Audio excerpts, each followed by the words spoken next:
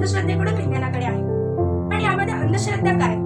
तर जे साधू किंवा ढोंगी बाबा असतात ते हा प्रयोग करून आपल्याला फसवू शकतात. तशी काही लोक असतात की जे अशा लोकांवर विश्वास ठेवतात. त्यांच्या आयुष्यात कोणत्याही वाईट गोष्टी घडल्या की लगेच त्यांच्याकडे धावतात आणि त्यावेळेस हे बाबा आपल्याला हा प्रयोग करून जर पाण्याचा रंग लाल झाला आणि मग पुन्हा पिवळा झाला तर तुझ्या आयुष्यात अनेक गोष्टी वाईट घडतील, तुझ्या आयुष्यात असं घडेल तसं घडेल, अशा अनेक गोष्टी कारण देऊन आपल्याला फसवतात.